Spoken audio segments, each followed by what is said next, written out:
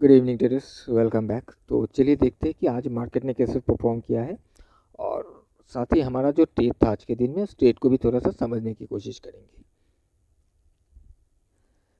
तो यहाँ पर आप देख सकते हो, ये चार्ट मैंने टेलीग्राम पर शेयर कर दिया था और एंट्री एग्जिट आपके सामने है। मैंने कहीं इस रेड कैंडल पर एंट्री को बनाया हुआ था और यहाँ हमने इस रेड कैंडल पर हमारा एंट्री को क्लोज कर दिया था। जब ये जो पीक बना हुआ है, जो ग्रीन कैंडल, इसको ब्रेकआउट करके जब नीचे आ रहा था तभी हमने इसको क्लोज कर दिया था। तो हम इसको भी समझेंगे कि कैसे हमने ट्रेड को बनाया हुआ है। चलिए चार्ट पर चलते हैं और सबसे पहले आज के सेशन को देखते हैं। तो ओके, एक मिनट, ये क्रूड ऑयल है।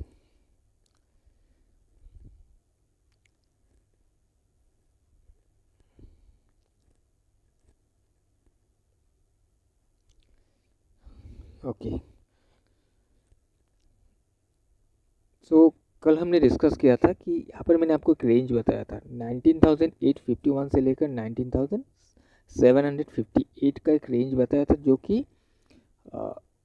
एक सपोर्ट लेवल था निफ्टी के लिए, राइट, इंटरडे के हिसाब से।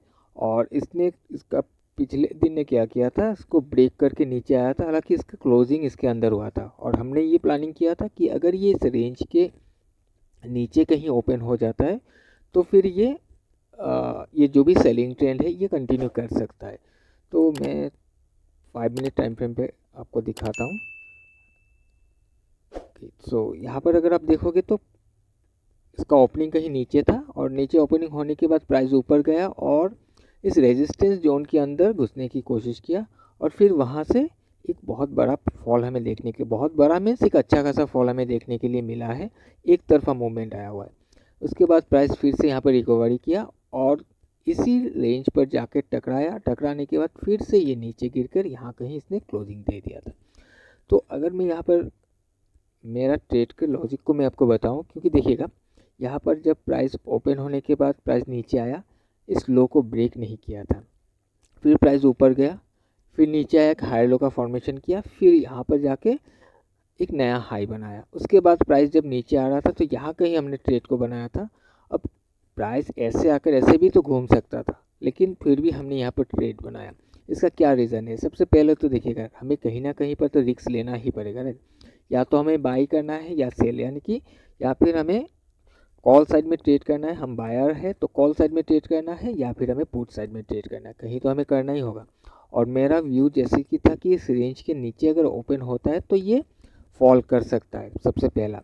दूसरा, तो अगर आप देखोगे इसका ओपनिंग को, ये ओपनिंग वीक हो रहा है। अगर इसको ऊपर जाना होता, इसका क्लोजिंग यहाँ है, तो ये ओपन यहाँ क्यों हो रहा है? ये कहीं ऊपर ओपन हो सकता था, इसके क्लोजिंग प्राइस के हिसाब से गैप अप ओपन हो सकता था, इस रेंज के अंदर ओपन हो सकता था। ऐसा इसने किया नहीं है, इसने इस रेंज को छोड़कर ओपनिंग दिया हुआ है। इसका क्या रीज़न है? सबसे पहला आर्टिफैक्ट तो मेरे पास ये था।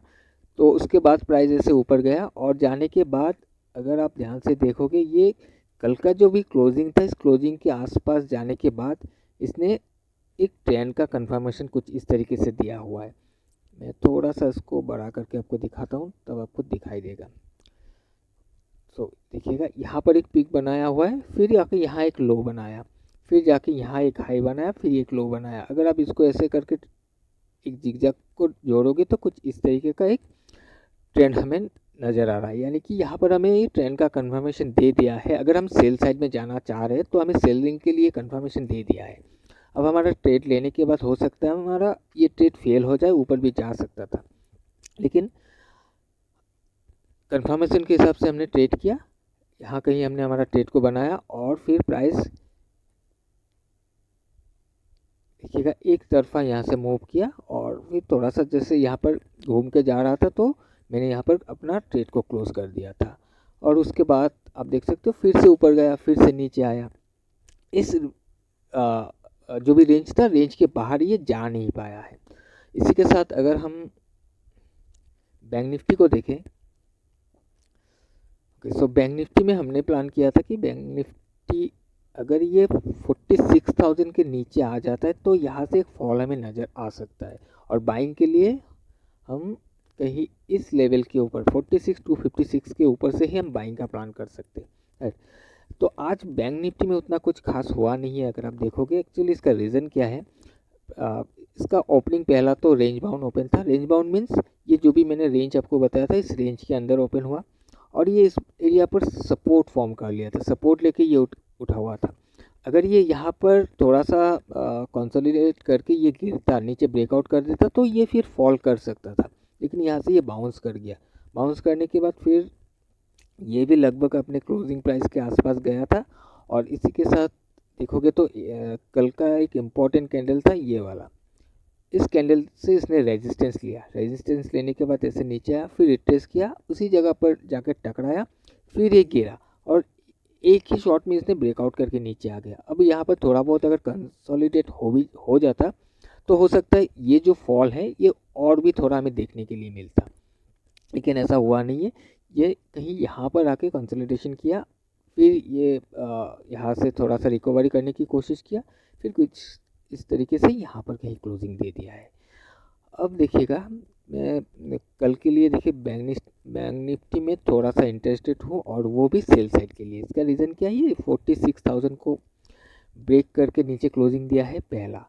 दूसरा तो अगर आप देखोगे तो निफ्टी में इसका पहले दिन ही लोअर लो का फॉर्मेशन हो गया था, बैंक निफ्टी में नहीं हुआ था। इसने इस कैंडल के हाई से रेजिस्टेंस लेकर नीचे आकर क्लोजिंग दिया था और आज इसने एक लोअर हाई एंड लोअर लो का फॉर्मेशन कर दिया है। अगर आप डेली टाइम फ्रेम में जाकर देखोगे तो आपको क्लियरली चीज़ नज़र आएगा। और इसका क्लोजिंग भी 46,000 के नीचे हुआ है, जिसको ये बार बार होल्ड करने की कोशिश कर रहा था।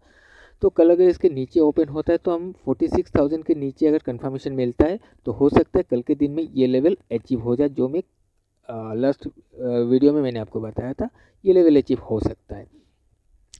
और मान लेते हैं कि ये कहीं 46,000 के ऊपर ओपन होता है या फिर यहाँ ओपन होकर ऊपर जाने की कोशिश करता है, तो ये जोन आप देख रहे हो, ये जोन भी रेजिस्टेंस बन सकता है। और अगर रेजिस्टेंस लेता है और एक सेफ ट्रेड करना है तो सबसे पहले तो उसको 46,000 के नीचे आने दीजिएगा और यहाँ पर कोई कंफर्मेशन लेने के बाद ही ट्रेड कीजिएगा, राइट।